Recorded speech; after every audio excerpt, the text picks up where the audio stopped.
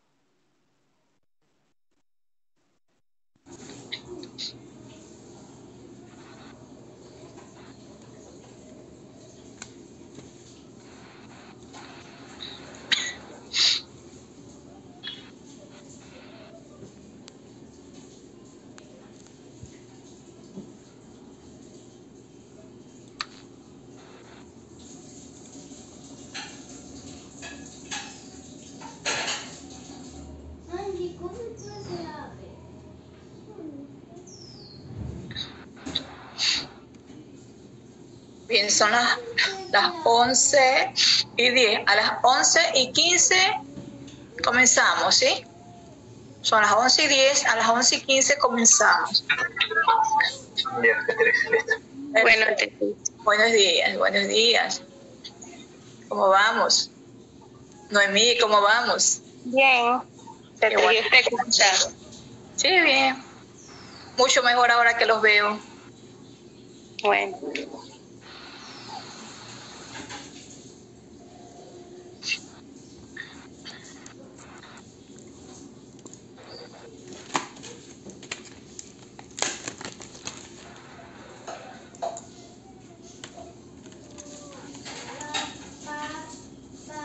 Oye.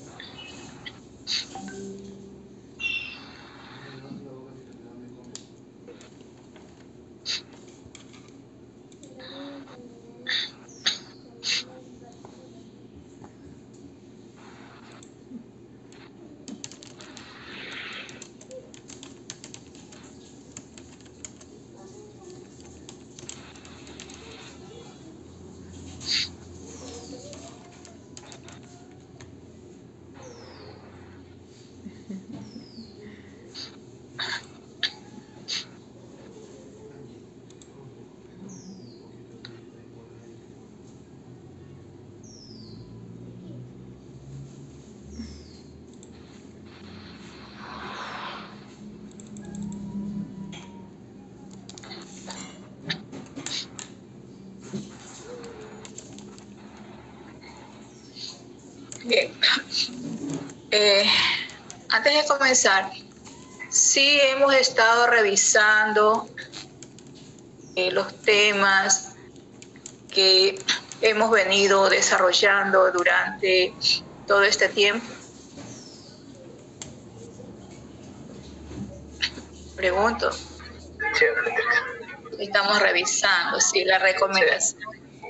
La recomendación es que constantemente lo estemos revisando para de esta forma evitar que al final se nos acumule y es un poco más complejo poderlo entender, ¿verdad? Porque esto es una secuencia. Lo que nosotros estamos analizando o estudiando en este semestre es una secuencia. Por lo tanto, la recomendación mía, y valga la oportunidad de hacerlo, es que revisen clase a clase. ¿Sí? Dele un tiempito. Yo siempre digo, no hay asignatura que sea más o menos importante que otra. A todas debemos de darles su espacio. Y esta obviamente pues es base de la profesión. Entonces usted analice, distribuya su tiempo y otórguele un poquito, de forma que cuando ya tengamos que hacer la evaluación o el examen del primer parcial, solo tengamos que leer para recordar, ¿verdad? Estoy tratando de hacerlo lo más sencillo posible, de forma que pueda llegar a todos. Entonces, y desde ya les digo Si en algún momento de las presentaciones, del desarrollo de la clase, hay algo que no ha quedado claro, no duden en consultarlo. No duden de dejarlo escrito en el chat, de forma que a la clase siguiente yo tenga la oportunidad de poderlo aclarar. Es la única forma en estos momentos de realizar retroalimentación. Pero si ustedes no indican nada, yo sobreentiendo que todo está claro y todo está entendido. Pero de existir alguna duda, insisto, déjelo escrito en el chat, que todo queda grabado, yo lo reviso y en la clase siguiente lo podemos volver a tomar. ¿Estamos claros? Sí, F3. Bueno, entonces eso espero. Vamos en este momento a encender la grabación, ¿verdad? Aunque ha estado grabando, sí ha estado grabando todo, pero bueno, vamos a iniciar la clase. Voy a compartir la pantalla en este momento y ustedes me indican si están visualizando o no la diapositiva. Voy a compartir pantalla.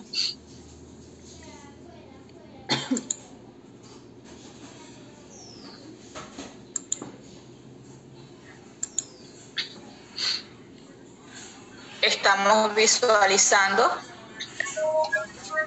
Sí, F3. Sí, se observa, perfecto. Entonces, 11:15 de la mañana, como estaba pactado, vamos a iniciar esta jornada académica. El tema propuesto para la mañana de hoy es el objeto del parto.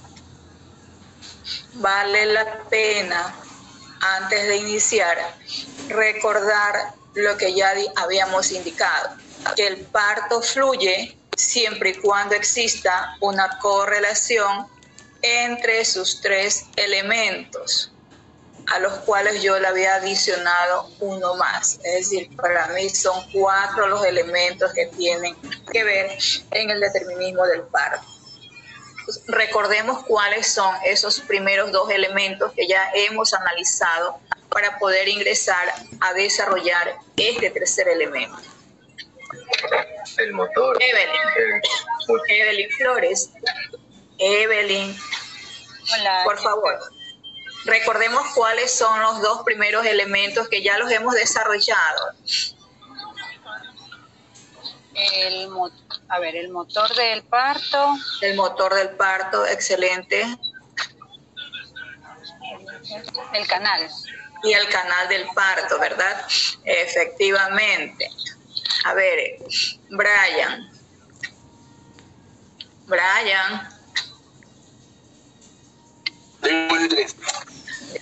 Cuando nosotros nos referimos al canal del parto, lo habíamos dividido prácticamente, ¿no?, en 2 estructuras. ¿Cuáles eran esas 2 estructuras que constituyen el llamado canal del parto? La parte blanda y la...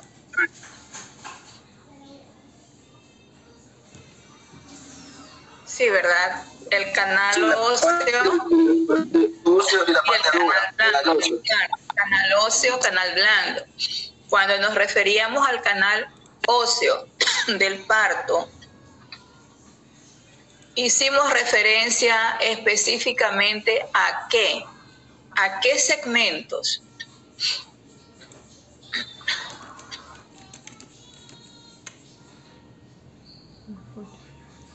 Vamos. El canal óseo es la parte de los huesos de la pelvis menor.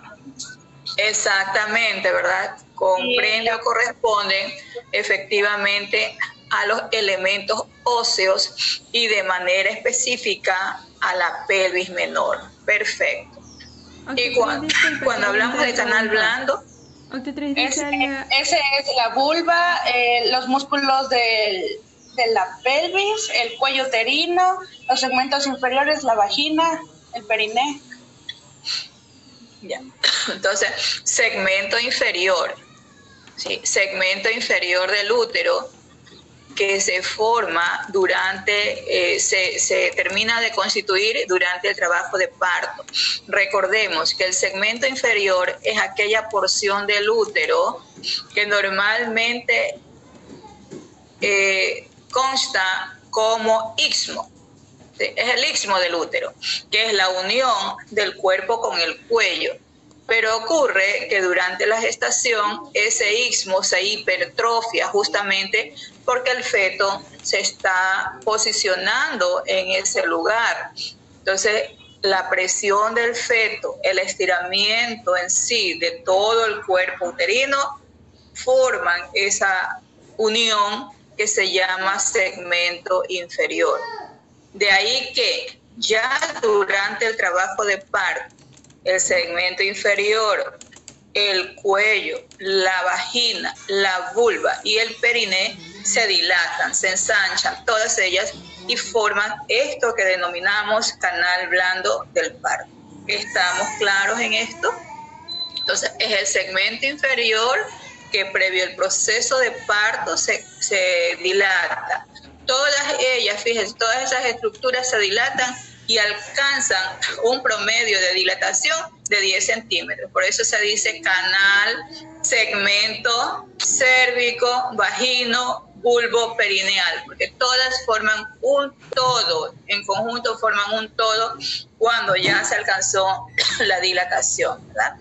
Pues bien, con esto vamos entonces a analizar al tercer elemento del parto, que es el objeto del parto, conocido también como móvil del parto. En algunos textos, en algunas revisiones bibliográficas, ustedes lo van a encontrar así, como parto, objeto del parto, entre otros nombres, pero en sí está representado por el feto. El feto. Considerado como un elemento tanto elástico cuanto mecánico.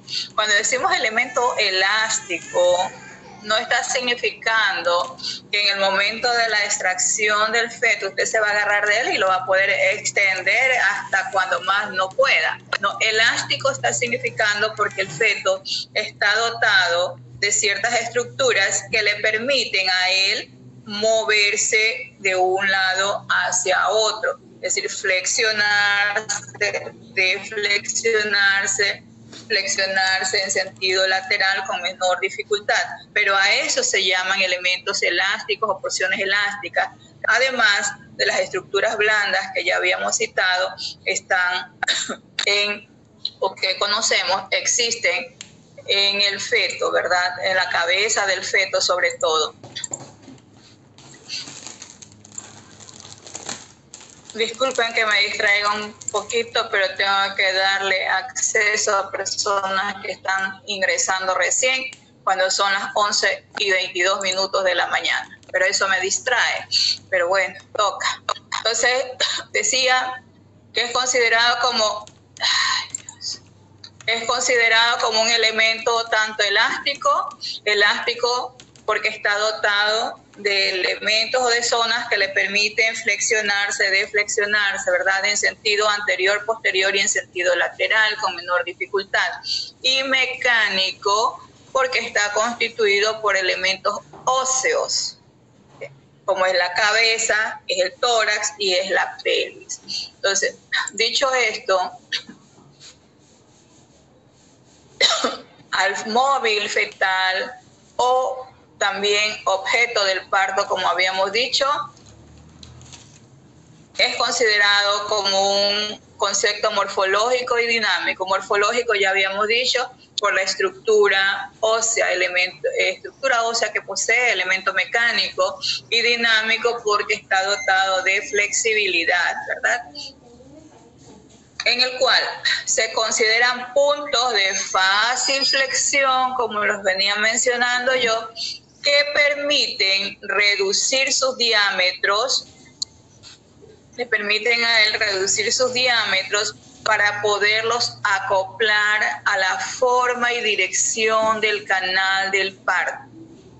Cuando nosotros hablábamos de canal del parto, canal óseo del parto, le dimos una forma y una dirección, ¿verdad? ¿Cuál era la forma que habíamos dicho tiene el canal del parto? ¿Qué forma tiene? Una forma acodada. La forma acodada, ¿verdad? Y en la acodadura forma un ángulo, decíamos, ¿no? De 90 grados. ¿Sí? Efectivamente.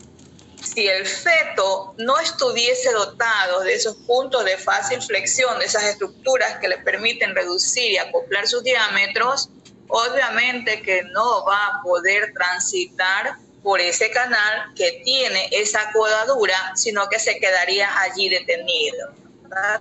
Entonces, fíjese, la naturaleza es bastante sabia, como solemos decir. Entonces, ya tenemos analizado esto, ¿verdad? Esta primera parte. Considera puntos de fácil flexión, flexión hacia adelante, flexión hacia atrás y en sentido lateral, que le permiten reducir diámetros para acoplarlos en la forma y dirección del canal. Perfecto. El feto al inicio del parto es considerado como un cuerpo cilíndrico. Efectivamente, sabemos que está adoptando una actitud flexionada, ¿verdad? Flexiona la cabeza sobre el tórax, más brazos sobre brazos y esto, cabeza sobre el esternón, brazos sobre antebrazos, esto sobre el tórax, muslos sobre piernas y esto sobre el abdomen, ¿verdad? Está totalmente flexionado, de forma que aparenta a un cuerpo cilíndrico dotado de elasticidad con una zona central y otra periférica. La zona central obviamente es toda la columna vertebral. Se considera como elemento mecánico, considera al feto como una estructura sólida que presenta 3 segmentos de distosia. Fíjense, considera como elemento mecánico, considera al feto como una estructura sólida que presenta 3 segmentos de distosia. Entonces, esos segmentos de distosia se denominan como tal a aquellas partes del feto que en un momento determinado pueden cambiar la dirección del parto. Segmento de distosia fetal son aquellas partes del feto que en algún momento determinado pueden cambiar la dirección del parto. Esos segmentos de distosia son segmento cefálico, segmento torácico y segmento pelviano. Entonces voy a poner un ejemplo. Si en un momento dado yo estoy asistiendo a una embarazada, estoy asistiendo a un parto y ocurre que las dimensiones de la cabeza o los diámetros de la cabeza rebasan los establecidos o los considerados como normales, es obvio que esa presentación no va a poder encajar, no va a poder transitar a través del canal del parto, se va a quedar detenida. Ya no voy a obtener un parto normal, un parto por vía vaginal, sino que debo necesariamente que desviarla o llevarla a cirugía, ¿verdad? Entonces, me cambió la dirección, el rumbo que yo tenía fijado para ese parto.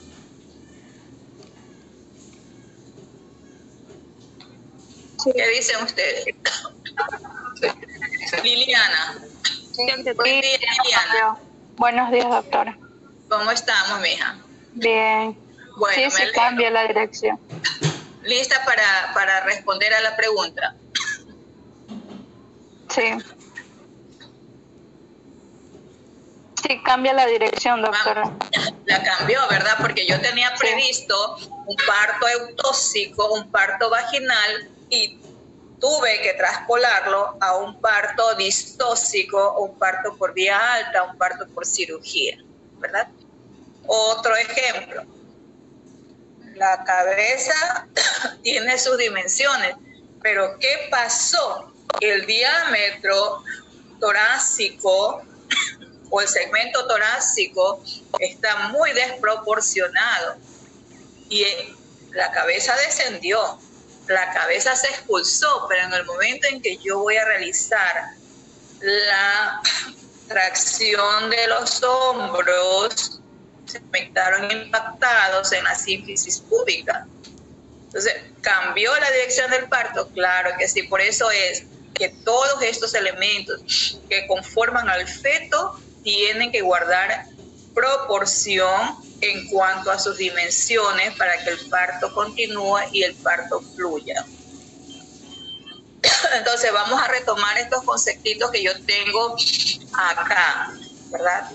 El feto es un concepto morfológico y dinámico que constituye el objeto del parto o móvil fetal.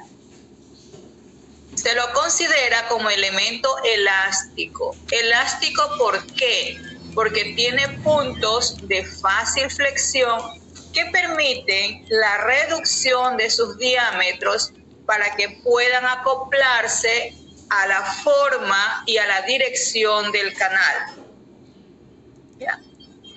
Al inicio del parto, el feto es considerado como un cuerpo cilíndrico que está dotado de elasticidad. Tiene una zona central, que habíamos dicho es la columna vertebral, y otra zona periférica. La zona periférica, obviamente, es la cabeza y las nalgas porque está flexionado. Bien. Como elemento mecánico, se convierte o se constituye en una estructura sólida que presenta 3 segmentos de distosia, como el segmento cefálico, torácico y pelviano, y segmento pelviano, ¿verdad? Entonces, bien, he dado una revisión a esta parte que yo considero es muy importante. Pasemos a lo siguiente. Si hay alguna pregunta en lo que vamos aquí del tema, por favor, no dude en hacerlo. Desactive su audífono y pregunte. Si no, continúo. Bien. Pasemos a esto. Lo que decíamos. El feto como elemento elástico, lo manifesté al inicio del tema. No significa que yo me voy a agarrar de ese feto y lo voy a estirar hasta más no poder. Significa que el feto tiene estos puntos, ¿ves? Esto es difícil porque decíamos esta parte central, ¿verdad? Esto es el cilindro que decíamos, ¿sí? Esta es la parte central que es la columna, obviamente allí no se va a poder flexionar. Por eso se llama punto de difícil flexión. ¿Ya? Punto de difícil flexión. ¿Sí? Yo utilizo el término grindio, por eso digo difícil, pero generalmente le llaman dificílimo y se les hace un poquito más complejo recordar ese término. Por lo tanto, sí les permito que utilicen el término difícil flexión para que lo puedan utilizar de mejor forma, ¿verdad? Y puntos de fácil flexión, esto, ¿sí? Fácil flexión en sentido lateral, aquí, fácil flexión en sentido lateral, fácil flexión aquí en sentido anterior, sentido anterior, sentido posterior y algo en sentido lateral, ¿sí? Entonces decían, estos puntos permiten al feto acoplarse a la forma y dirección del canal del parto. Surge de una teoría que se llama la teoría de Selheim. Teoría de Selheim.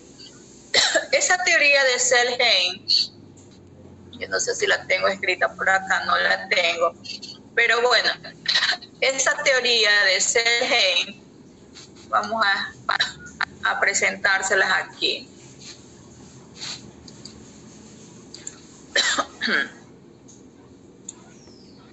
Dice, teoría de Selheim.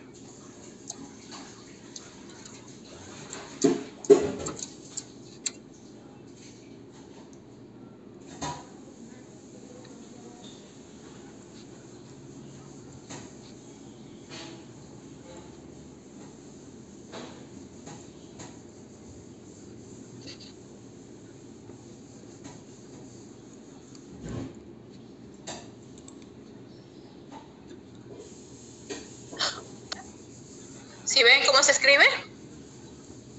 ¿Sí lo ven? Sí, Teoría de Selheim, ¿ya? Yo creo que lleva una L.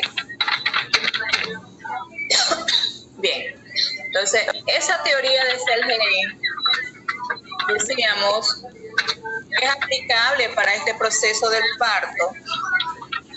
Indica que cuando uno es científico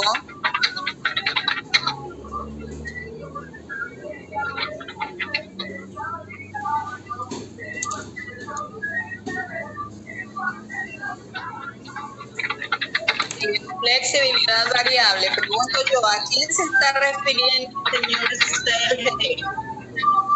El feto. Al feto, perfecto, ¿verdad? Flexibilidad variable, porque ya habíamos dicho, el feto tiene algunos segmentos que le permiten flexionar. Perfectísimo, de acuerdo. Se ve obligado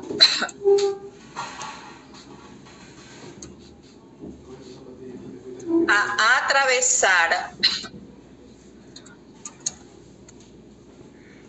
por un canal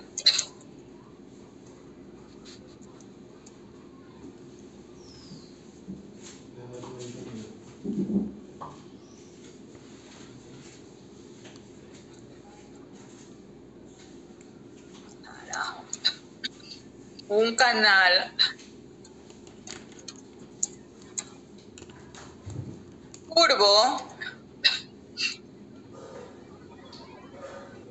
¿Se está refiriendo a quién? Al feto. No. Al canal del parto. Al canal del parto, ¿verdad? Entonces hasta allí tenemos ya claro esto. Dice, cuando un móvil cilíndrico y de flexibilidad variable, me dicen es el feto, correcto. Se ve obligado a atravesar por un canal curvo, lo hace cambiando de dirección en el punto en el cual el canal, cambiando de dirección en el punto en el cual el canal cambia también la dirección. ¿Qué quiere decir? Que el feto aprovecha esos puntos de fácil flexión para poder, ¿qué cosa? Continuar su descenso, donde el canal del parto se hace también curvo, porque decíamos tiene una curvatura que forma un ángulo acodado. Entonces, en esa curvatura, el feto aprovecha flexionarse o deflexionarse para acoplar o para cambiar su diámetro. Entonces, eso dice el señor Selheim en su teoría, ¿verdad? Y es aplicable al proceso del parto. Bien. Como elemento mecánico, decíamos, debemos de estudiar los 3 segmentos de distosia. El primer segmento de distosia es el segmento cefálico, ¿verdad?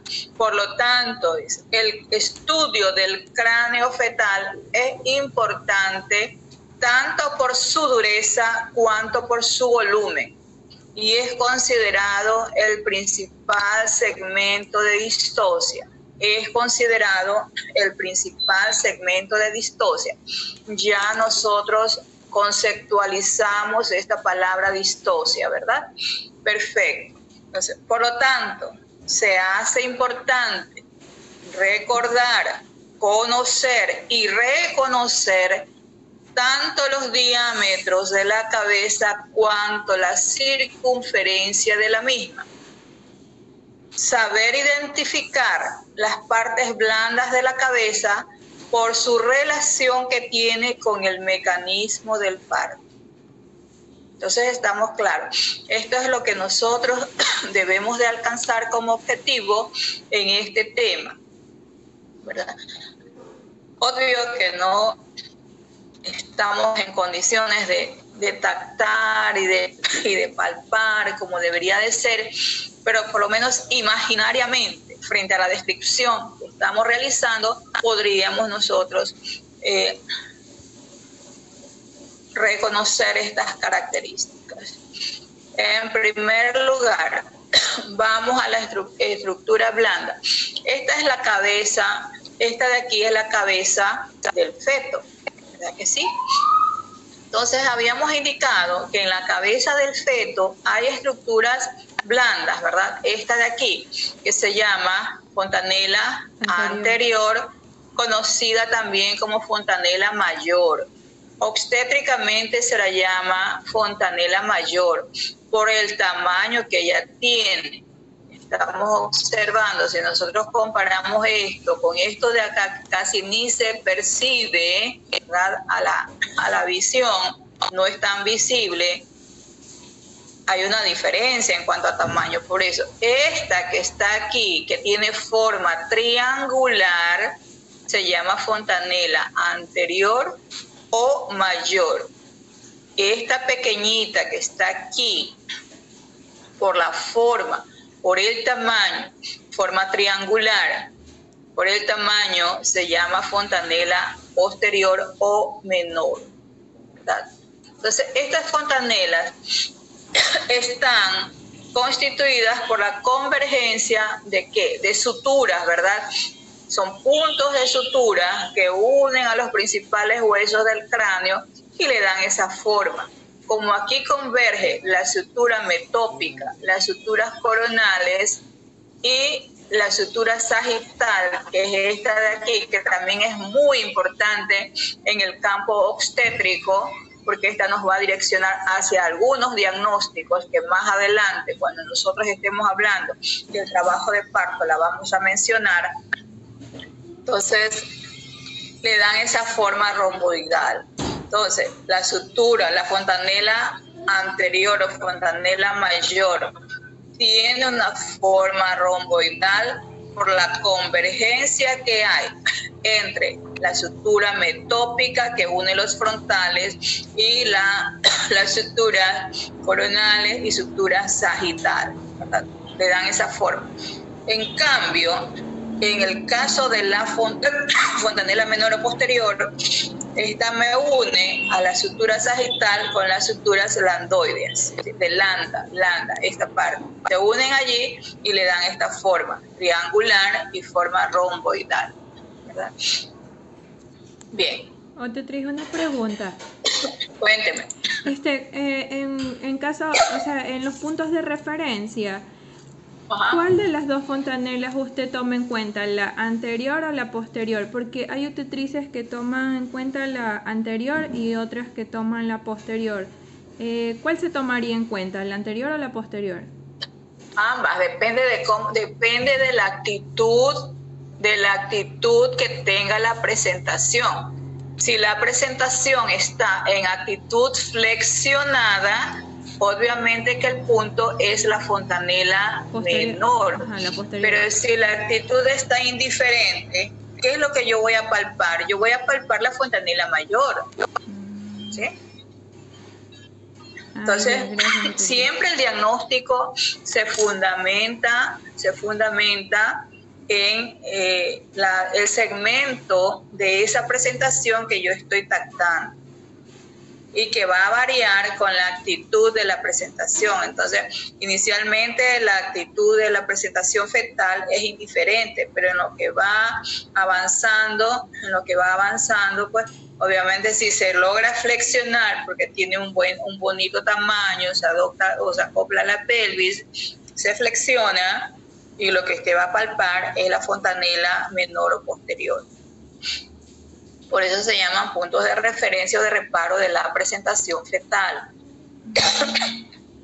Y bueno, en el caso que usted menciona, obviamente se considera que mayoritariamente la actitud de presentación y la modalidad son de occipucio vértice en la mayoría de los casos. En la mayoría de los casos de las presentaciones cefálicas.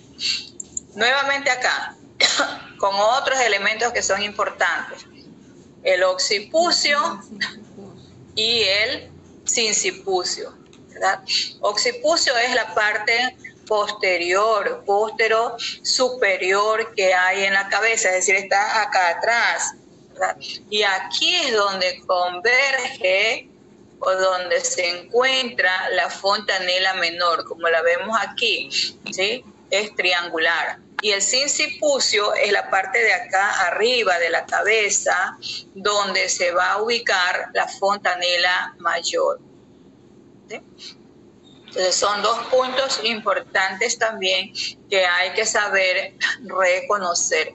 Es obvio que si yo estoy tactando una fontanela mayor, lo que está allí cercanito, cerca, muy cerca, es el sincipucio.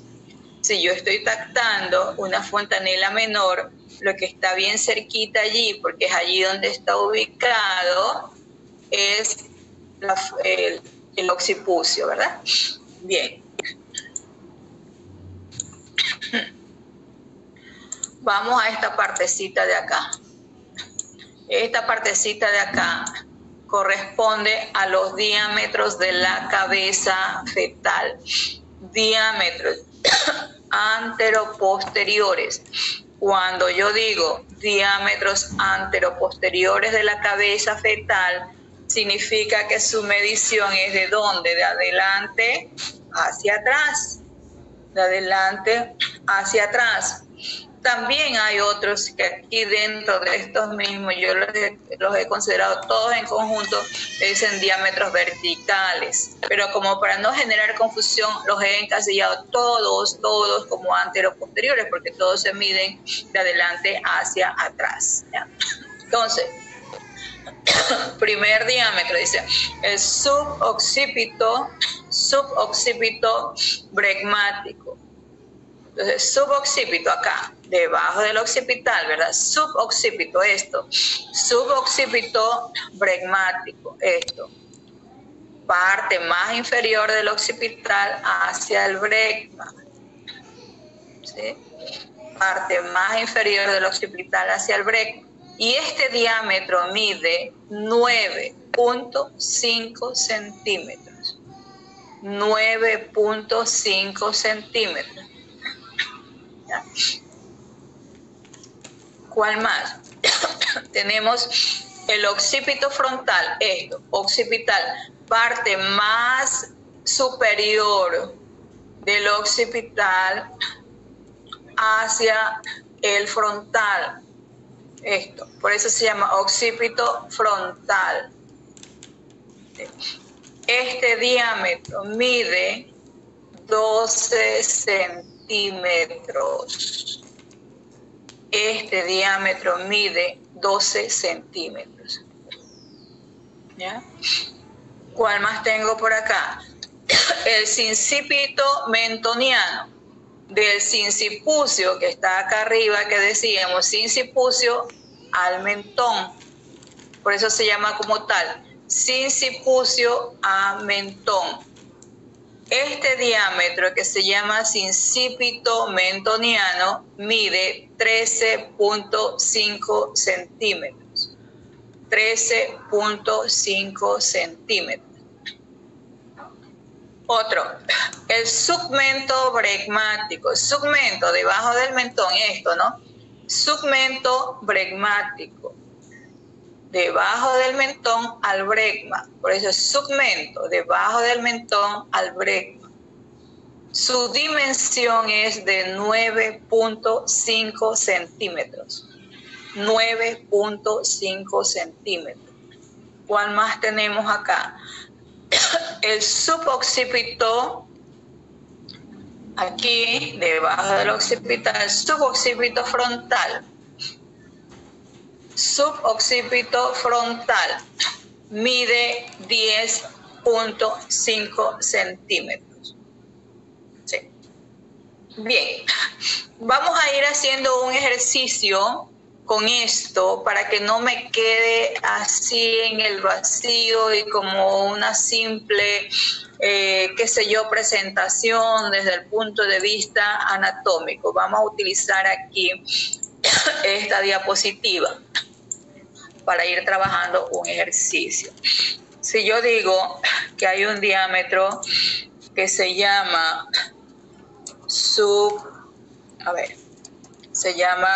occipito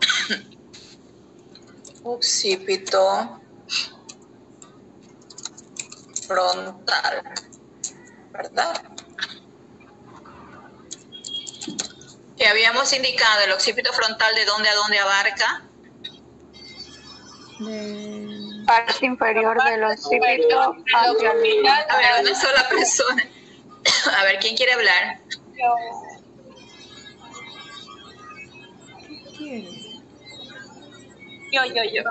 Parte superior del occipito frontal, del occipito hacia el frontal. Hacia el frontal. ¿Y cuánto mide ese diámetro? 12 centímetros. Mide 12 centímetros, ¿verdad que sí? Pregunto, ¿ese diámetro de 12 centímetros podrá franquear el estrecho superior de la pelvis? ¿Podrá atravesar el estrecho superior de la pelvis? Sí, sí puede. Sí. Estrecho superior, recordemos, en el estrecho superior de la pelvis hay diámetros anteroposteriores que miden 10.5, 11, 10.5 y 12. ¿Verdad? El mínimo de dimensión es 12 centímetros y acá estamos hablando de 12. ¿Podrá franquearlo con facilidad? No. No, ¿verdad? Entonces, por eso no lo puede franquear. ¿Cuál sería la actitud de esa presentación en este caso? Cuando el feto ofrece su diámetro occipito frontal al canal del parto. ¿Cuál sería la actitud? Indiferente. Es indiferente, correctísimo, excelente. Es indiferente. Actitud indiferente, ¿verdad? Está ofreciendo ese diámetro. Pero como bien dicen ustedes, no puede atravesar el canal porque se encuentra con un obstáculo allí de 12 centímetros y va a estar ahí, se va a quedar allí entrampado probablemente, ¿no? Entonces, ¿qué es lo que tiene que hacer esa cabeza? Flexionar. Aprovecha, decíamos, los puntos de fácil flexión. Se flexiona, ¿verdad? Se flexiona y cambia o sustituye ese diámetro que se llama occipito frontal por el suboccipito frontal. Occipito frontal, ¿verdad? ¿Que mide cuánto? 10,5. 10.5, ¿verdad? Pero recordemos que en el estrecho superior también hay un diámetro que se llama conjugado obstétrico que mide 10.5 centímetros. Entonces, que con ese diámetro, esa dimensión, que es el suboccipito frontal, todavía le falta reducir aún más su dimensión, ¿verdad? ¿O no? Sí. Sí. Consecuentemente, entonces, tiene que seguir flexionando y realiza la flexión completa, ¿verdad? Realiza la flexión completa y sustituye entonces el suboccipito frontal por ¿cuál sería? Segmento bregmático. El ¿será así? Lo están deflexionando. Yo digo que se flexiona más. ¿Cuál era? A ver.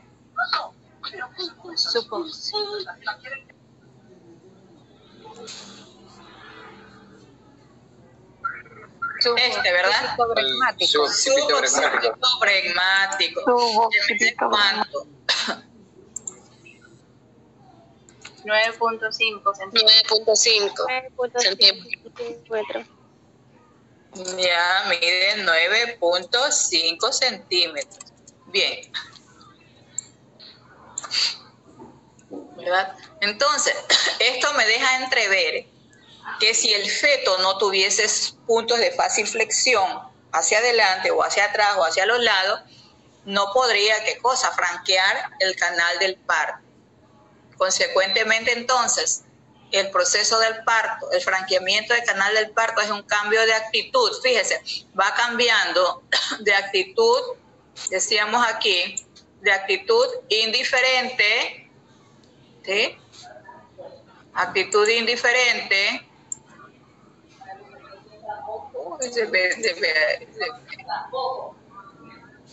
Que tenía allí.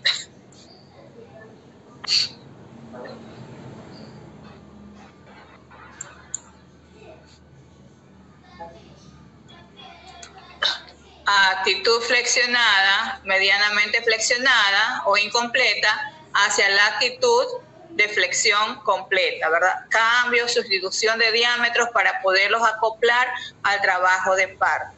Entonces, esa es la parte interesante de esto. Como decía, no la quería dejar simplemente en un detalle de tipo anatómico, sino traerlo hacia la parte obstétrica, para que quede un poquito más claro. Otros diámetros que tiene la cabeza del feto y que son importantes es en sentido transversal. Y dentro de estos tenemos el diámetro biparietal, como su nombre lo indica, de un parietal al otro, mide 9.5 centímetros. Mide 9.5 centímetros. Se considera que este diámetro biparietal tiene importancia obstétrica en el sentido de que a partir del sexto mes de gestación es utilizado por los ecografistas para determinar la edad gestacional en el feto. Eso por un lado. Por otro lado, este diámetro biparietal es el ecuador de la presentación, llamemos así, y es el que se encaja en el estrecho superior de la pelvis, ¿sí? Entonces, cuando nosotros palpamos la cabeza del feto a nivel de las espinas ciáticas y decimos que la presentación está encajada, está significando que este diámetro ya atravesó el estrecho superior de la pelvis. De ahí la importancia, ¿sí? Diámetro biparietal es el que atraviesa, el que se encaja en el estrecho superior de la pelvis. Está este otro diámetro que se llama el bitemporal, de una escama de un temporal al otro, mide 8.5 centímetros. Y finalmente, con menor importancia desde el punto de vista obstétrico, está el diámetro bimalar, de un maxilar o de un malar a otro, con una dimensión de 8 centímetros. ¿Sí? Entonces, biparietal, más importante, ningún segmento es menos o más importante, ¿verdad? Pero desde el punto de vista obstétrico se le trata de dar importancia a este diámetro por la situación que habíamos dicho, ¿ves? Permite la determinación de la edad gestacional en el feto y es el que se encaja en la presentación. Bien, el biparietal. Entonces estamos, ¿no? Ya hemos analizado las dimensiones o los diámetros de la cabeza del feto, tanto en sentido antero-posterior cuanto en sentido transversal, así como aquellos elementos que le permiten a él flexionarse. Nos queda otro segmento de distosia, decíamos, el segmento torácico. En el segmento torácico hay un solo diámetro que es transversal, es el diámetro bisacromial. Diámetro bisacromial que se direcciona de un acromion al otro, y mide 12 centímetros. Entonces dirán ustedes, a ver, ahora, ¿cómo? Pues, ¿qué es lo que va a tener que hacer ese feto allí entonces? para franquear y poder definitivamente atravesar y salir por el canal del parto. ¿Qué es lo que hace?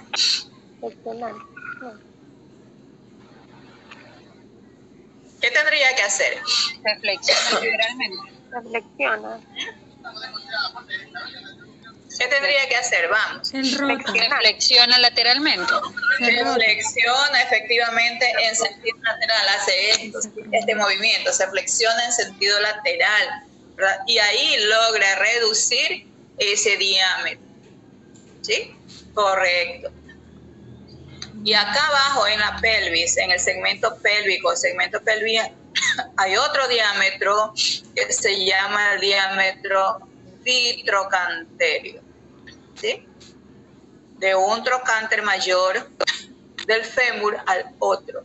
Ojo, no confundamos, y aclaro, porque a veces por allí suele haber alguna pregunta que se dice cuál es la dimensión del vitrocanterio del feto y colocan 32 centímetros que equivale al vitrocanterio de la madre, o viceversa.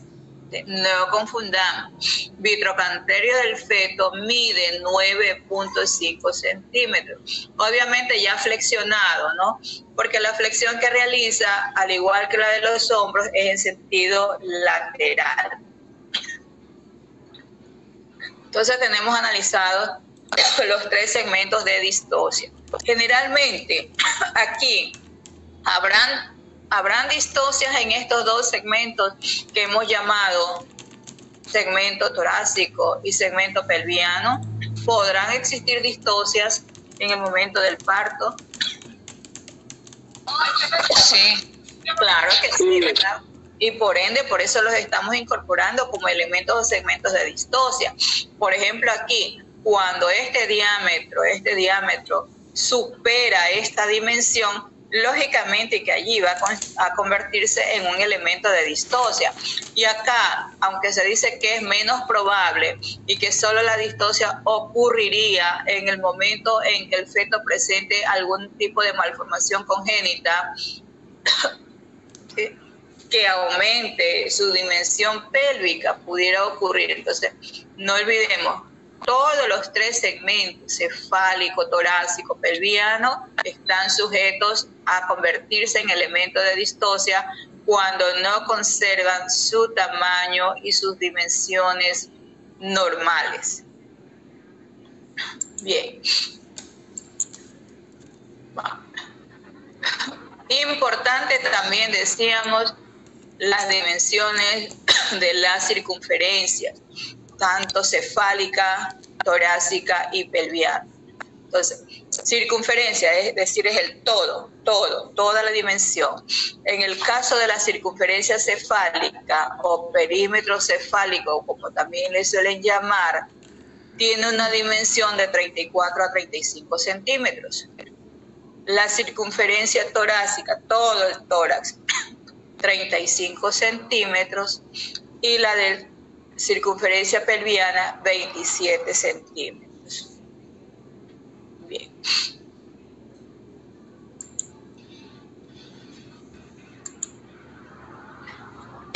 Bien.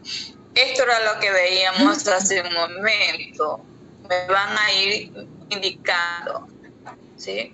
Y es importante, fíjense, por eso yo al inicio de la clase, cuando hablábamos o recordábamos los conceptos de ubicación fetal, yo les dije, si no tenemos nosotros conceptualizados, no aprendemos y no aprehendemos estos conceptos, no sabemos obstetricia. Entonces, ¿cuál es la actitud aquí? Vamos a repasar nuevamente porque yo quiero que esto quede bien claro. ¿Cuál es la actitud aquí? Indiferente. Indiferente, ¿verdad? ¿Qué diámetro está ofreciendo el feto al canal del parto? Occipito frontal. Occipito frontal. ¿Cuánto mide ese occipito frontal?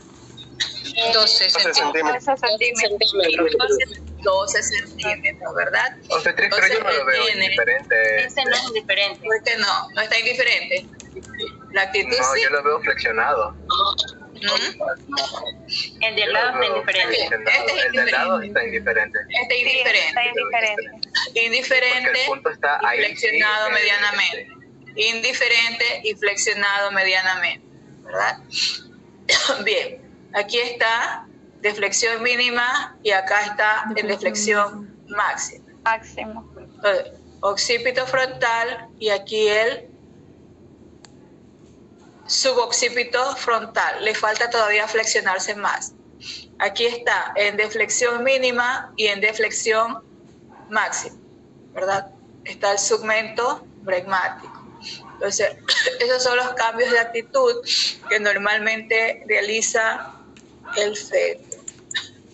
Bien. Decíamos que cuando usted palpa la presentación acá, a nivel de las espinas ciáticas, la presentación está encajada, ¿verdad? Lo que está significando que ya este diámetro biparietal del feto pasó, atravesó el estrecho superior de la pelvis. Bien, ¿por qué está este joven aquí? Este joven está aquí porque aquí estoy haciendo una comparación de lo que habíamos descrito, el diámetro bisacromial que mide 12 centímetros y esto de acá, pues que está superpuesto, está representando un aumento de tamaño de ese diámetro biparietal que en todo caso no es viable para el trayecto del feto. Esto era lo que habíamos descrito como teoría de Selheim, ¿verdad? Un móvil cilíndrico, que es el feto, de flexibilidad variable, se ve abocado a atravesar por un canal también cilíndrico, pero de eje curvo, como es el canal, lo hace siguiendo ¿qué cosa? Utilizando sus puntos de fácil flexión para adoptarlos en el momento o en el punto en que el eje cambia de dirección, flexiona aquí, ¿verdad? Porque si no tuviese esos puntos de flexión, ¿se quedaría dónde? Se quedaría aquí atrancado, como diríamos vulgarmente, ¿verdad? Desciende y se quedó allí, no puede salir. Pero como tiene la flexibilidad, entonces él se incurva y comienza a salir. Eso es lo que ocurre en el momento del parto, pues ese canal de pasaje del feto a través del canal utiliza sus puntos de fácil flexión en el punto, en el sitio en el cual el canal cambia de dirección. Esta es la parte acodada del canal, esta es la parte curva, este es el ángulo que decimos de 90 grados y es lo que realiza el feto, ¿verdad? Bien. Bien. Ahora, cuando esto de aquí es grande, no guarda las dimensiones que se consideran como adecuadas, surgen ¿qué cosa? Surgen las distocias. Una de ellas es la desproporción cefalopélvica. Aquí vemos, esta cabeza es demasiado aumentada de tamaño, demasiado desproporcionada como para poder descender a través de la pelvis. Entonces, esta desproporción surge de una disminución de la capacidad pélvica con una talla excesiva del feto, ¿verdad? En ocasiones hay una combinación de lo mismo, de ambos, ¿sí? La capacidad pélvica está determinada, en este caso, la reducción de la capacidad pélvica puede ser total, es decir, que hay una reducción del plano de entrada pélvico. Cuando decimos plano de entrada, estrecho superior, hay una reducción en el plano medio, es decir, en el estrecho medio, y hay una reducción en el plano de salida, que sería el estrecho inferior de la pelvis. Por eso, todas las estructuras pélvicas deben de guardar una correlación entre ellas. Aquí vemos, ¿no? Si esta es una pelvis útil, vemos que tras el feto puede... Pelvis no útil, se quedó, ¿qué cosa? La cabeza. Pelvis no útil, se me quedó, ¿qué? Pasó la cabeza, pero se me está quedando el tronco, ¿verdad? Insisto, tiene que haber una correlación entre todos los elementos que participan del parto. Bien. Y aquí tenemos, ya, fíjese que aun cuando se dice que la presentación cefálica de vértice es la más, llamemos, adecuada para el trabajo de parto normal, aún así esa presentación cefálica de vértice en algún momento puede complicarse. Y una de las complicaciones que pueden surgir es justamente esto. El feto está en presentación cefálica, pero de pronto por alguna eventualidad o porque la cabeza de pronto fue muy pequeña, quizás se prolaxó el brazo. Entonces se produjo un prolaxo de brazo, es decir, se salió el brazo del feto de su sitio donde estaba flexionado, ¿verdad?, en el tórax, y de pronto descendió.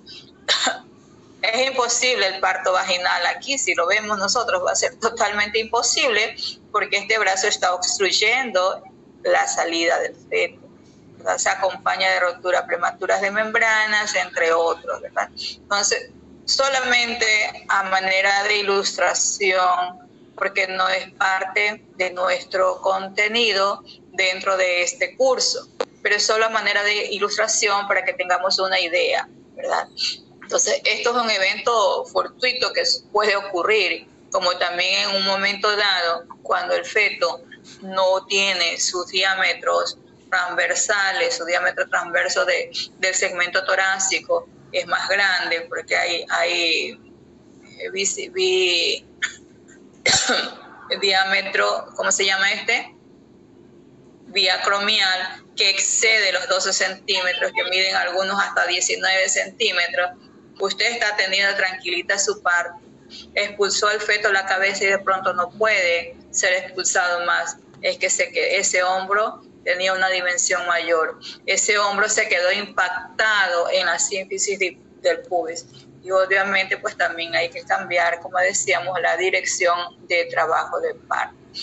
Esto no es parte de nuestro programa, pero sencillamente lo incluí aquí para que tengamos una idea de lo que puede suceder en un momento dado, ¿verdad? Bien, cuando no, y esto también les presento a manera de cultura general, porque como que está volviendo a retomarse esta técnica quirúrgica que vemos aquí, es la sínfisitomía, ¿verdad? Sabemos la sínfisis púbica tiene una parte allí ligamentosa donde se unen los dos pubis, ¿verdad? ¿Sí? Entonces, es una operación que se hacía con un bisturí tratando de ampliar justamente ese punto de unión para que el punto de salida o la parte inferior de la pelvis permita el paso del feto. Decía, esto era una técnica muy usual anteriormente, pero los reportes científicos en el momento indican como que se va a volver a retomar con la finalidad de disminuir los índices de cesárea, ¿verdad? Entonces, bien, ¿tenemos alguna pregunta hasta el momento en lo que va del tema? Y obvio que esto deja un montón de secuelas, ¿verdad? La mujer va a presentar constantemente dolor en esa zona, va a presentar cuadros de dispareunia, es decir, la actividad o la vida sexual queda un poco mermada frente a esta técnica. Pues bien. Y entonces, creo que también en eso entraría una estancia hospitalaria mucho más extensa, porque no hay, en este punto de la sínfisis del pubis, no hay una circulación como para que pueda cicatrizarse rápido. Efectivamente, entonces son costos, ¿verdad? Costos-beneficios, pero están planteando esa posibilidad.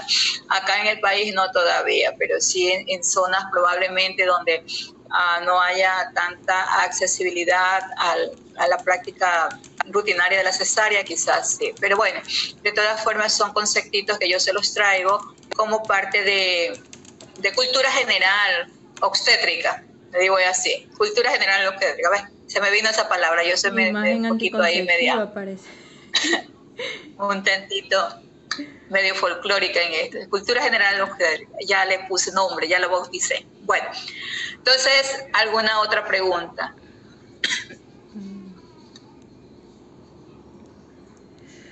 ¿Qué dicen ustedes?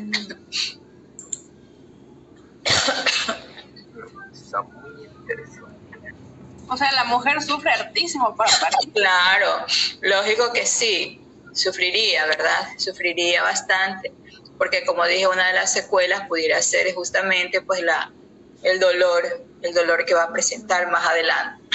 Bueno, son las 12:14. ¿Qué tal si tomamos un receso de 10 minutos sin abandonar la sala porque no les voy a dar ingreso? ¿Sí? Sin abandonar la sala, solo desactive cámara y desactive audífono. ¿Les parece? 10 minutos. Gracias. ¿Cómo? Sí, ¿cómo cuánto más? 5. Sí, gracias. 5 minutos. 10. No, 10 minutos. Bueno, ya 10 minutos. Son 8 las ya. 12:15. Ya a las 12:25 nos volvemos a enlazar. Ya, gracias. Pero no abandonen la sala porque no les voy a dar ingreso, ya les digo. Desactiven nomás todo. Gracias. Ya.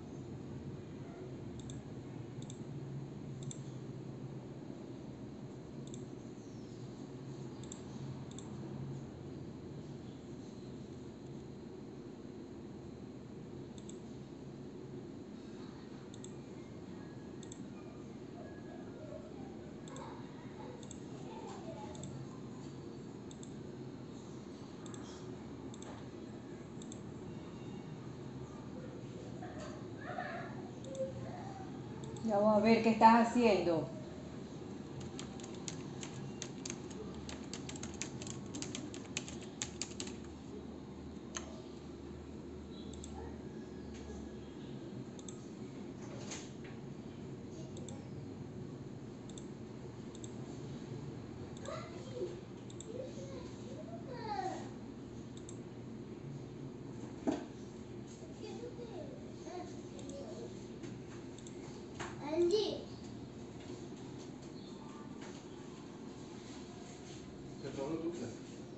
El receso. Mami, te quiero decir una cosa. Estoy lavando la clase. Mami, te quiero decir una cosa. Botamos esto y se fue volando a una casa. A mí también me da, mi amor. Y a mí.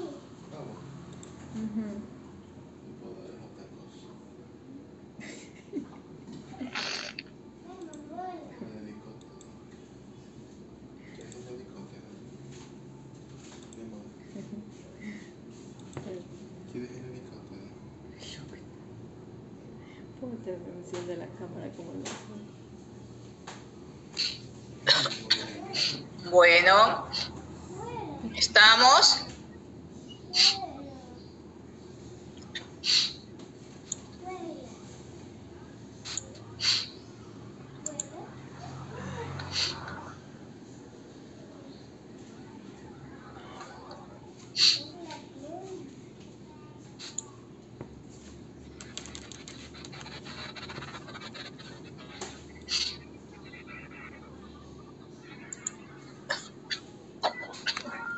Bien, entonces, continuando con la clase,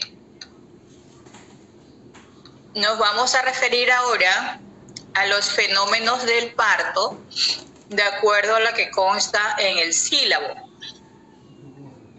Como les dije hace un momento, se hace necesario que nosotros vayamos revisando clase a clase, porque esto es una secuencia.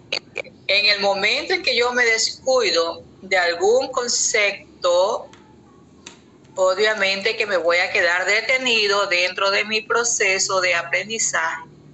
De ahí la recomendación, por favor. Entonces, de esto ya hemos mencionado de manera aislada cuando nos referíamos a los elementos del parto.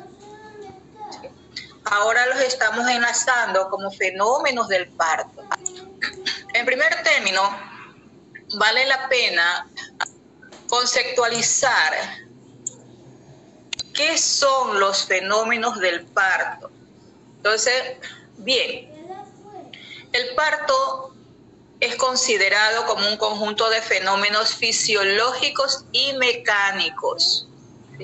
Cuando digo fisiológicos, son aquellos fenómenos que se desencadenan como una consecuencia de agentes biológicos.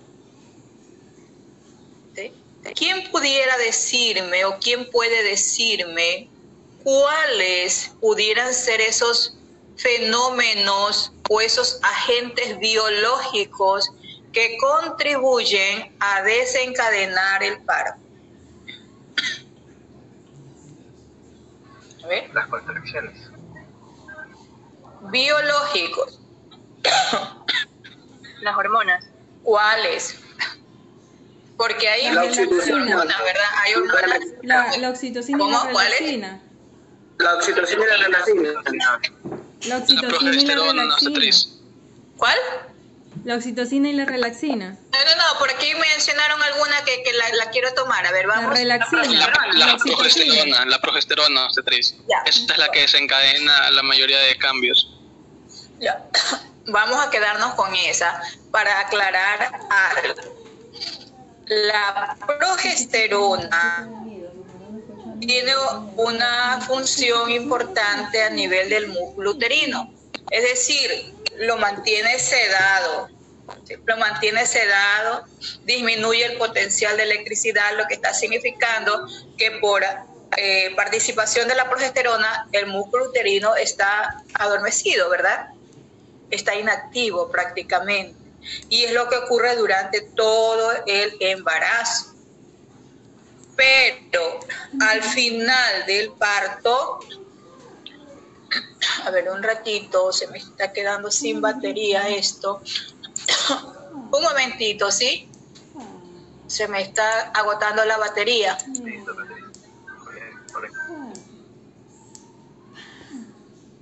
¿Dónde vas? Compra una libreta con un profesor. Mi papi ya te llevó a ti.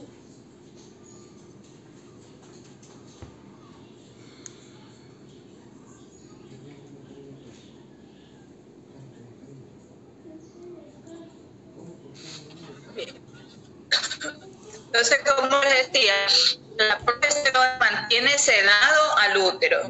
De ahí que su producción durante el embarazo es importante para impedir que los abortos o los partos pretérminos. Pero al final de la gestación sucede algo que es bastante similar a lo que ocurre en el ciclo menstrual. Hay un desbalance estrógeno-progesterona a favor de los estrógenos. Es decir, disminuye la progesterona e incrementan los estrógenos. Entonces, esos estrógenos son los que van a dar inicio a las primeras contracciones uterinas. Son los que marcan el inicio de las primeras contracciones uterinas. Eso por un lado. También en la musculatura uterina surgen cambios, surge un incremento de los llamados los yuntios, ¿verdad? Entonces, esos elementos obviamente también participa el incremento de las prostaglandinas por otro lado, y la oxitocina que vendría a constituirse, como lo dije en un momento, en la gasolina de ese motor, ¿verdad? Es la que va a potenciar a las contracciones uterinas. ¿Por qué? Porque la acción de los estrógenos no es suficiente para todo el proceso de parto. Entonces, son los estrógenos, más no la progesterona. Recordemos, la progesterona inhibe la actividad contráctil del útero y los estrógenos, por el contrario, incrementan la actividad. Entonces, sí, en efecto, esos agentes biológicos se refieren a todas estas hormonas que participan. Primero los estrógenos, desencadenando las primeras contracciones, y a esto se suma la oxitocina. ¿Estamos claros? ¿Alguna pregunta al respecto? Y cuando se dice acá, dice, los fenómenos mecánicos obedecen a la ley del mínimo esfuerzo aplicada por Selheim. Ley del mínimo esfuerzo. ¿Quién la realiza? ¿Quién cumple con esa ley del mínimo esfuerzo? El feto, ¿verdad? El feto que va descendiendo. Entonces allí están los fenómenos fisiológicos vinculados con agentes biológicos y los fenómenos mecánicos por la ley del mínimo esfuerzo. Estos fenómenos del parto se dividen en fenómenos activos y fenómenos pasivos. Fenómenos activos y fenómenos pasivos, ¿verdad? Bien. ¿Qué será lo uno? ¿Qué será lo otro? Si yo digo un fenómeno activo,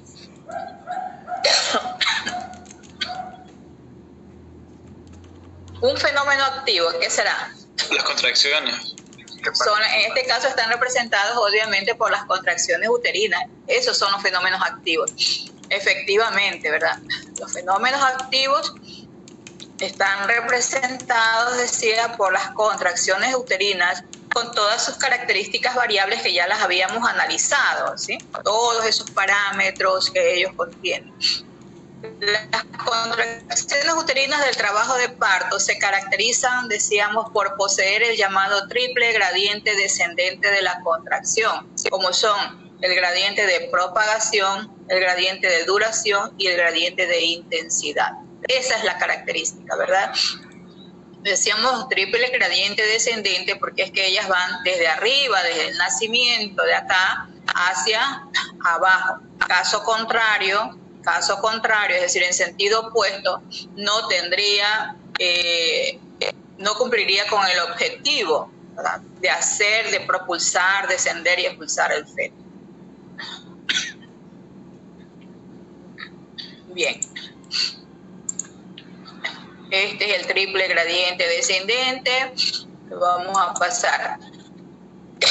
Y los fenómenos pasivos son modificaciones secundarias a la actividad contráctil, ¿sí? Entonces, contracciones uterinas, fenómeno activo, pero esa acción va a recaer directamente sobre otras estructuras que van a presentar cambios, ¿verdad? Y por eso se llaman fenómenos pasivos.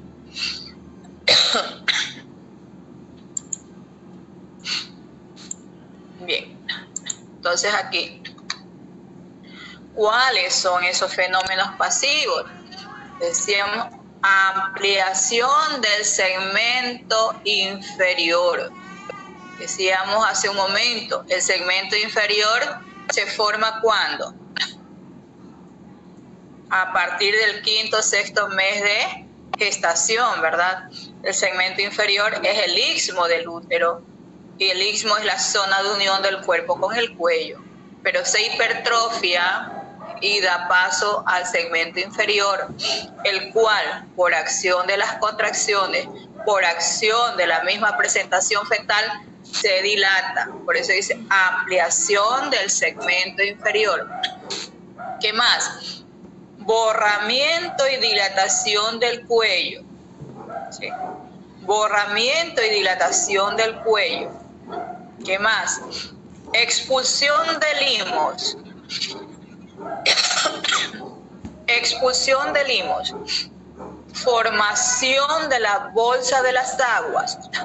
Formación de la bolsa de las aguas y ampliación del canal del parto. En este caso, canal blando del parto, ¿verdad? Canal blando del parto. Entonces estamos, fíjese, las contracciones uterinas generan todos estos cambios, ¿sí? Estamos. Vamos a ir analizando cada uno de ellos.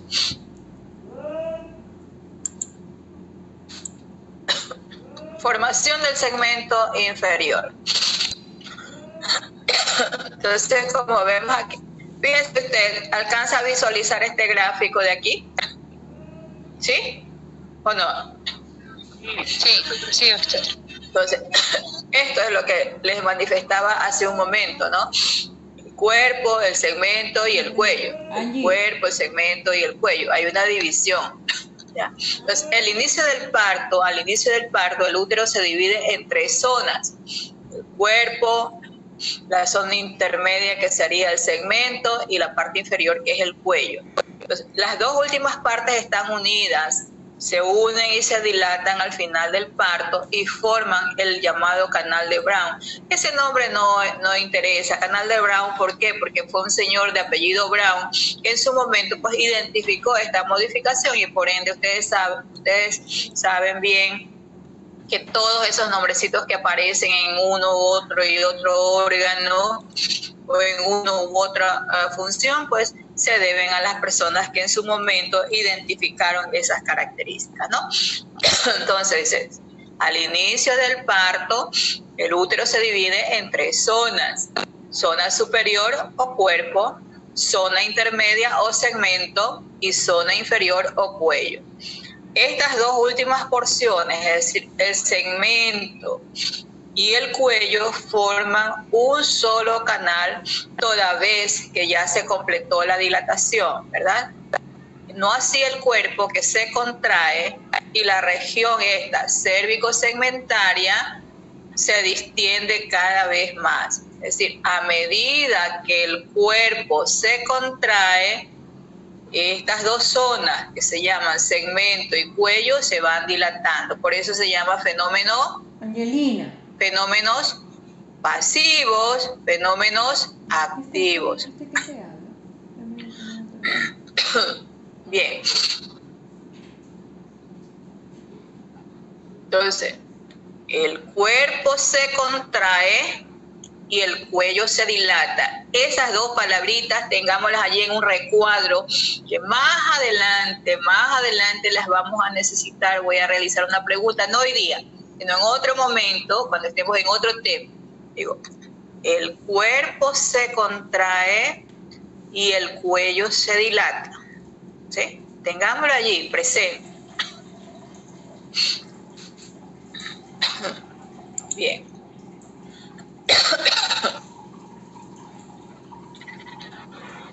Esto era lo que les decía hace un momento. Este es el istmo, ¿sí? Este es el istmo, este es el cuerpo, este es el cuello. Esto se hipertrofia durante la gestación, quinto, sexto mes comienza la hipertrofia y durante el trabajo de parto se comienza a distender o se dilata, ¿verdad? Bien.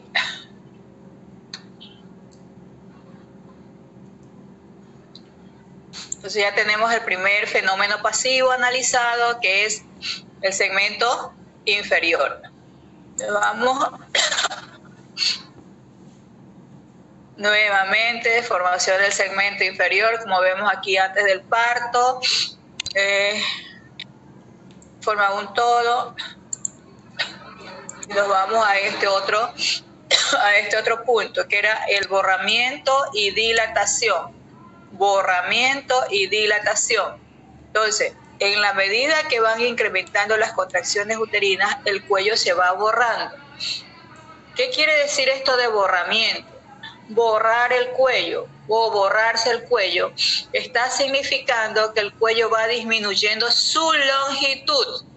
Entonces, el borramiento del cuello uterino es el acortamiento o la disminución de la longitud del mismo. ¿Sí? La disminución de la longitud.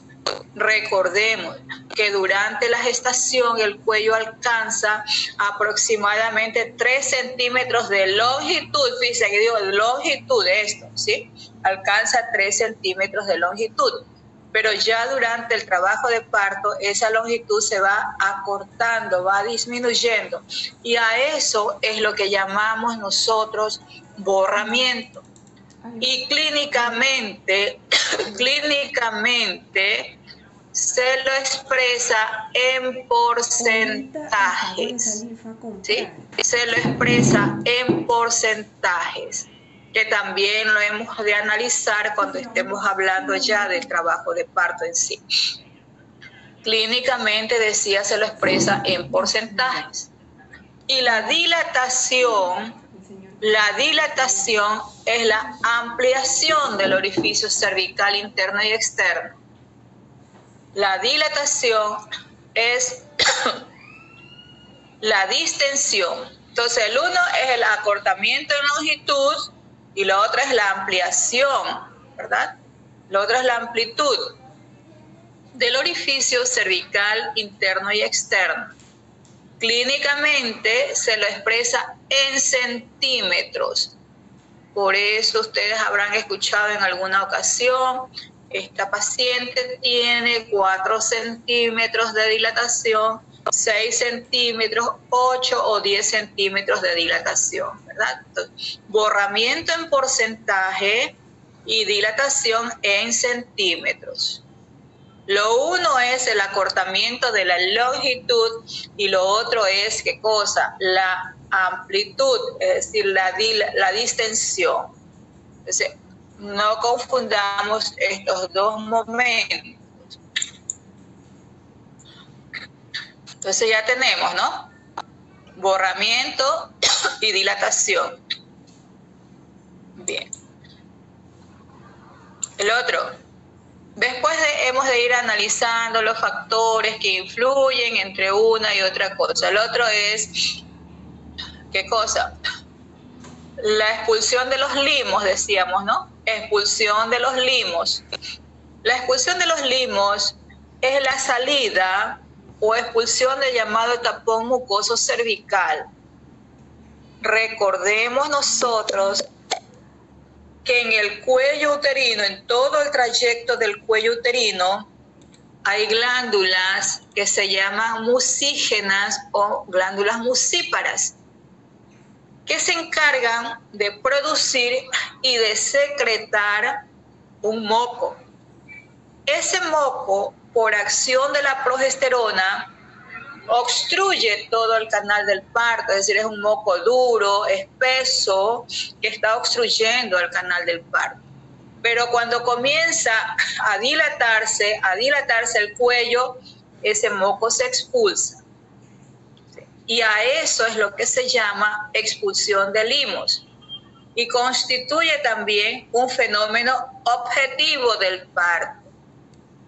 Cuando decimos fenómeno objetivo del parto, está significando que cuando la gestante que está con embarazo a término o que está iniciando su trabajo de parto, comienza a expulsarlo. Por eso, objetivo. ¿Sí? Pues ya tenemos el tercer fenómeno. ¿Cómo se llamaban estos? Expulsión de limos. Fenómeno pasivo. El tercer fenómeno pasivo del parto, que es la expulsión de limos o expulsión del tapón mucoso, que es lo mismo. El otro fenómeno es la formación, decíamos, ¿de qué era? De las bolsas amnióticas, ¿sí? Formación de las bolsas amnióticas, conocidas también como formación de las bolsas de las aguas. Formación de las bolsas de las aguas. Perfecto. Entonces, el feto, como sabemos nosotros, está recubierto por amnios, corión y en el interior el líquido amniótico. Por acción de las contracciones uterinas y por otros fenómenos mecánicos, al final se produce un desplegamiento de estas membranas amnios-corión, buscan un punto de apoyo y el punto en este caso es el cuello uterino, donde comienzan a formarse esas bolsas de las aguas, ¿verdad? Que se constituyen en un factor, en un elemento importantísimo del trabajo de parto.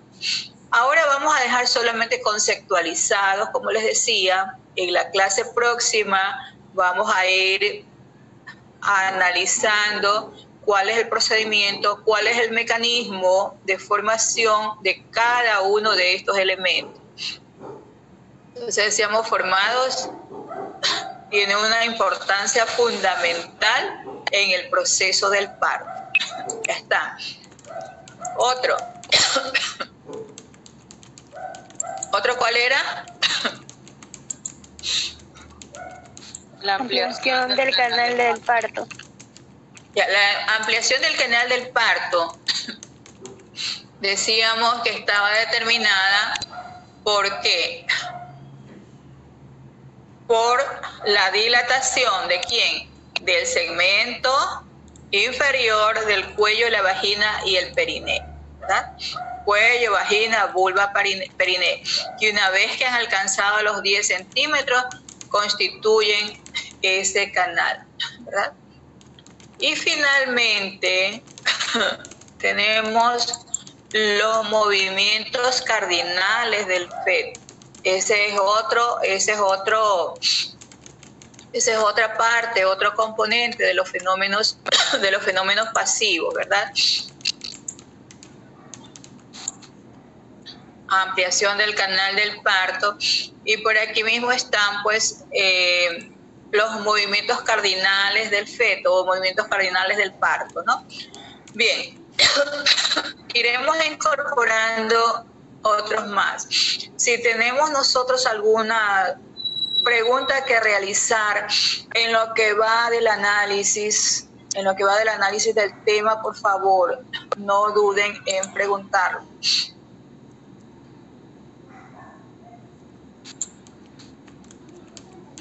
Aquí vemos, ya.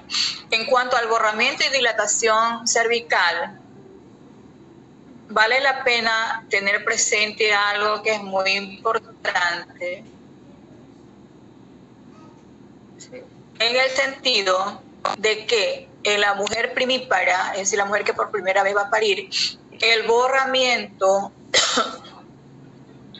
se inicia primero y luego la dilatación, ¿sí?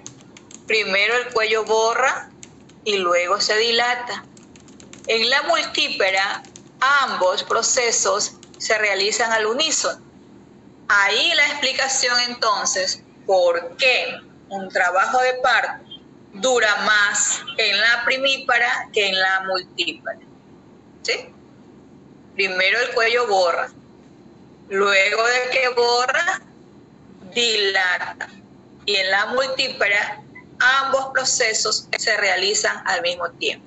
¿Estamos? Bien.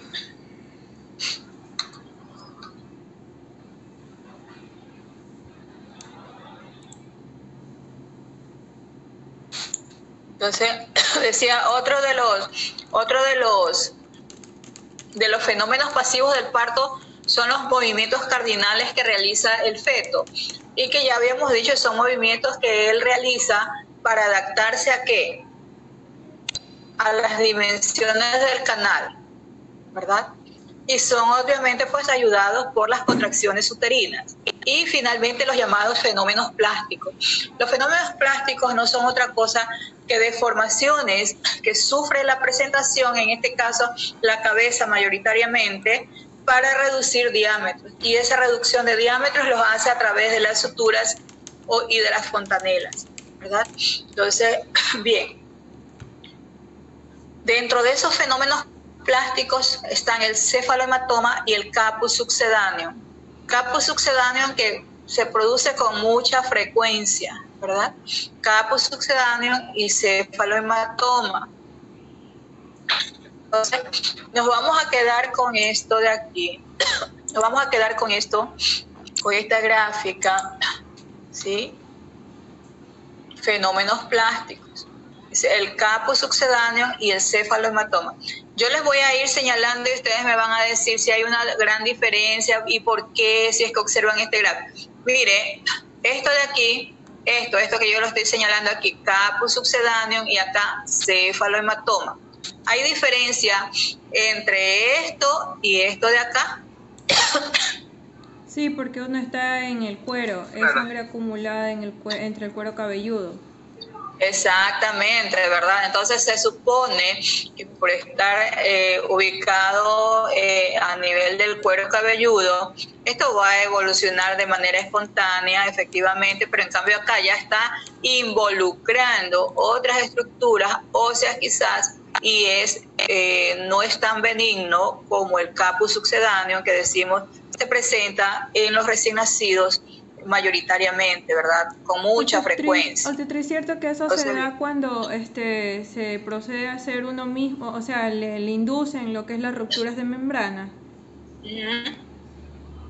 Se forma, o sea, mientras más tiempo se prolongue el expulsivo, ¿sí? Porque las bolsas de las aguas o membranas amnióticas están protegen al feto, lo protegen justamente contra estas agresiones, contra las agresiones de las contracciones uterinas, contra las infecciones, ¿sí? Ya hemos de hablar de eso también, todo lo que significa la formación, la rotura de las bolsas de las aguas.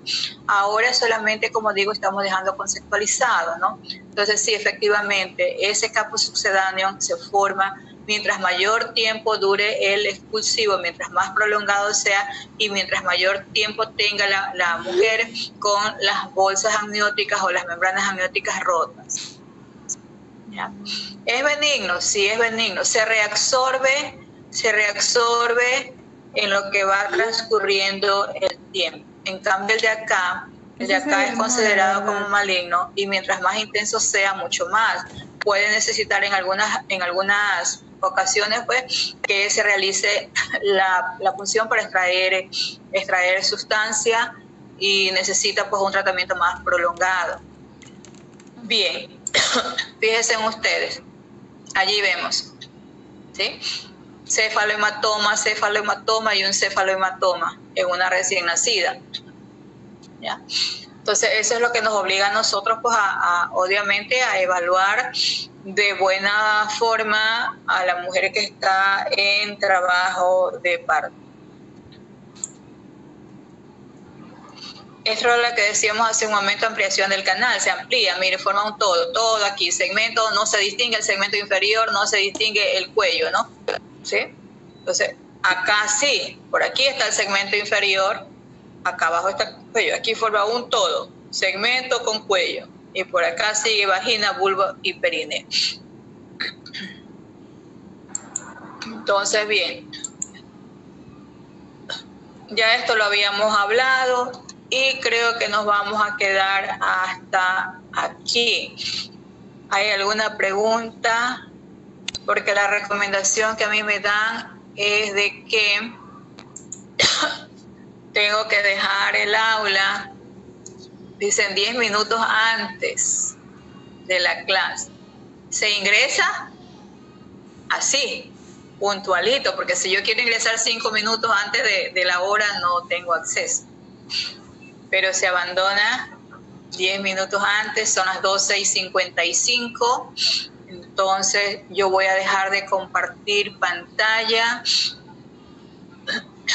y si hay algún, ajá, me las cogí descansando, si hay alguna pregunta que realizar, por favor. ¿Alguna pregunta? Obstetriz, yo sí tengo una pregunta de Cuéntame, mijita. CASTU y el encefalohematoma. Se lo decía por mi hermanito, es que mi papá tuvo ya un hermanito ya bien mayorcito y él nació con eso y nadie sabía por qué se le hizo era una bola así, pero ya iba para el añito y no se le disolvía, ya tenía 2 años. Pero no hacía caso de que lo llegue a hacer ver, y yo no sé qué, de tanto que le ponían gorros y unas cosas, unas mallas en la cabeza, se le bajó, pero era una bolota aquí en toda la mitad de la sutura.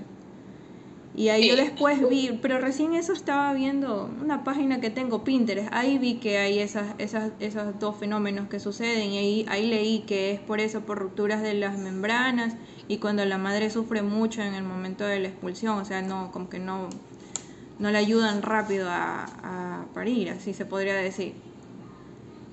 Sí, por eso decía esto, mientras más prolongado sea el expulsivo y mientras mayor tiempo permanezcan con membranas rotas, obviamente que se va a producir de manera más exagerada. En este caso, lo que hubo allí no fue caput succedaneum, porque como digo, el caput succedaneum se reabsorbe.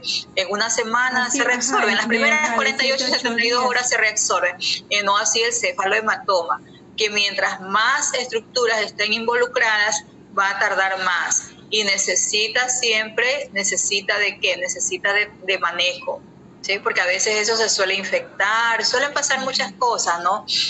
De suerte que no sucedió nada.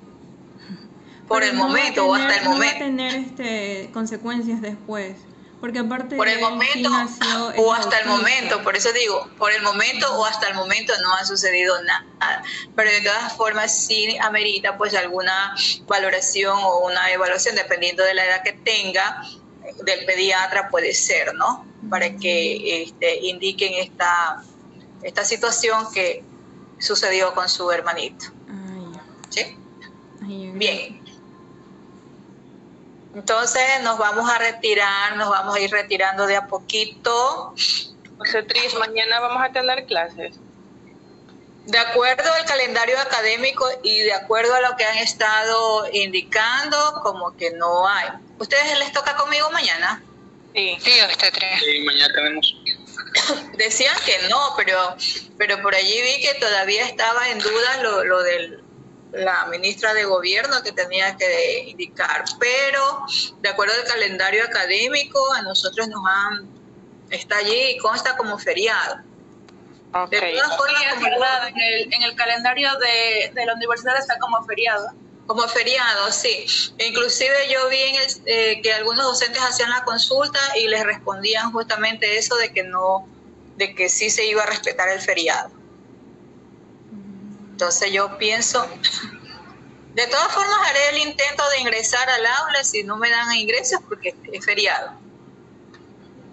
Yo pienso que no. En el transcurso del día, de todas formas, yo estaré indagando y le pasaré el dato a uno de sus compañeros para que a su vez les socialice, ¿no? Bien. Gracias. A ustedes. Entonces, nos retiramos del aire. Hasta luego, Beatriz. Muchas gracias, Beatriz. Hasta otro momento. Hasta otro momento, mis amores. Hasta otro